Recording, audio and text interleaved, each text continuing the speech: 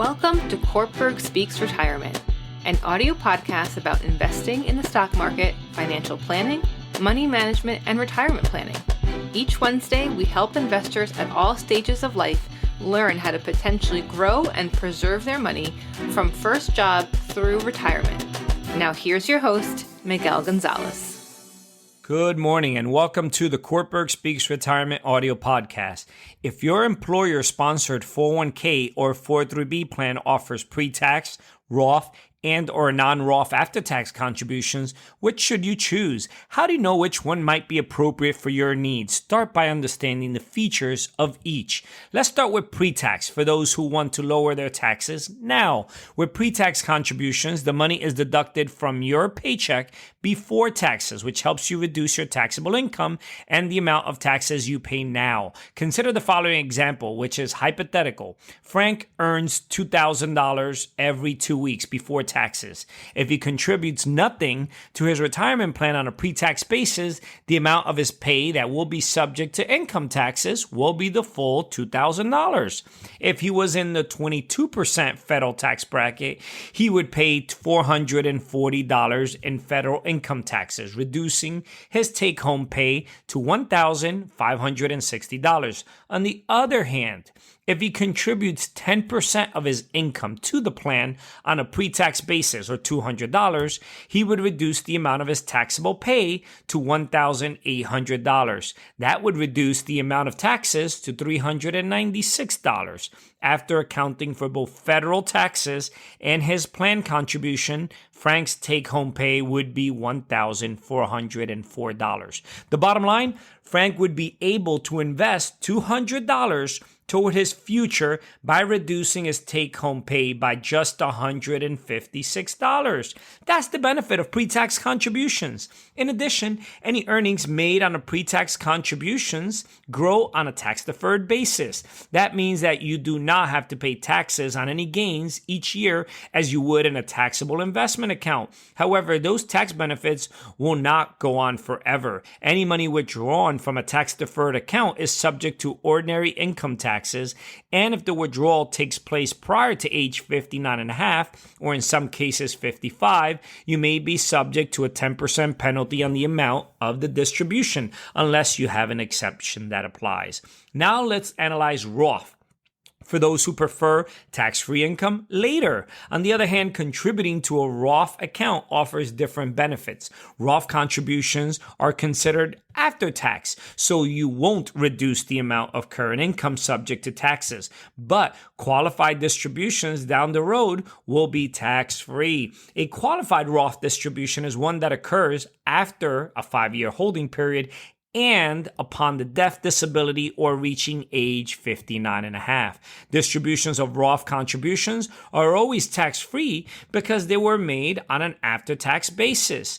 And distributions of earnings on those contributions are tax-free as long as they're qualified. Non-qualified distributions of earnings are subject to regular income taxes and a possible 10% penalty tax. If at some point you need to take a non-qualified withdrawal from a Roth account due to unexpected emergency, for example, only the pro rata portion of the total amount representing earnings will be taxable. In order to meet unexpected emergency financial need of $8,000, again, this is an example, hypothetical, financial need of $8,000, Holly decides to take a non-qualified hardship withdrawal from her Roth account. Of the $20,000 total value of the account, $18,400 represents after-tax Roth contributions, and $1,600 is attributed to investment earnings. Because earnings represent 8% of the total account value, that's $1,600 divided by $20,000, this same percent of Holly's $8,000 distribution, or $640, which is 8% of $8,000, will be considered earnings subject to both income taxes and a 10% penalty tax. Keep in mind that tapping your account before retirement defeats its purpose. If you need money in a pinch, try to exhaust all other possibilities before taking a distribution. Always bear in mind that the most important benefit of a Roth account is the opportunity to build a nest egg of tax-free income for retirement. Finally, not all plans allow in-service withdrawal. Now let's look at after tax for those who are able to exceed the limits. Finally, some 401k and 403b plans allow you to make additional non-Roth after-tax contributions. This plan feature helps those who want to make contributions exceeding the annual total limit on pre-tax and Roth accounts. In 2024, this year, the limit is $23,000. Or $30,500 for those age 50 or older, up from $22,500 and $30,000 respectively in 2023 last year. As with a traditional pre-tax account, earnings on after-tax contributions grow on a tax-deferred basis. If this option is offered, check your plan documents. Keep in mind that total employee and employer contributions cannot exceed $69,000 or $76,500 for those age 50 or older. These are 2024 limits. Another benefit of making after-tax contributions is that when you leave your job or retire, they can be rolled over to tax-free to a Roth IRA, which also allows for potential tax-free growth from that point forward. Some higher income individuals may welcome this potential benefit if their income affects their ability to directly fund a Roth IRA.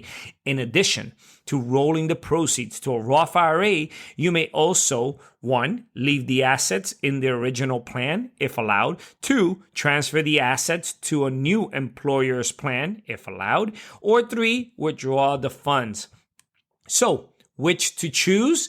Determining which types of plan contributions to make is a strategic decision based on your household's needs and tax situation. Because non-Roth after-tax contributions are generally most appropriate only to those who wish to exceed the contribution limits on a pre-tax and or Roth accounts, it may be best to focus on maxing out those accounts first. If your plan offers both pre-tax and Roth contributions, again, you want to check your plan documents. The general rule is to consider whether you will benefit more from the tax break today than you would in retirement. Specifically, if you think you will be in a higher tax bracket in retirement, Roth contributions may be more beneficial in the long run. Also, regardless of whether you choose pre-tax or Roth contributions, be sure to strive for contributing at least enough to receive any employer match that may be offered. Matching contributions represent money that your employer offers to help you pursue your savings goal. If you do not contribute enough to take advantage of the full amount of the match, you are essentially turning down free money. Once the annual contribution limit has been reached for pre-tax and or Roth contributions, it may be time to consider non-Roth after-tax contributions if your plan permits them. Please make sure to visit our website, www.cortburgretirement.com. Our site is filled with educational videos, ebooks, publications, and financial calculators designed to help you learn more about your finances. As you search our site, send us a note regarding any questions you may have about any particular investment concepts or products, and we will get back to you quickly with a thoughtful answer. This is Miguel Gonzalez, Certified Retirement Counselor and Managing Partner with Cortburg Retirement Advisors, signing off for this week's educational podcast. The opinions expressed and material provided are for general information and should not be considered a solicitation for the purchase or sale of any security. Opinions expressed are subject to change without notice and are not intended as investment advice or a solicitation for the purchase or sale of any security. Please consult your financial professional before making any investment decision. Securities offered through LPL Financial. Member FINRA SIPC.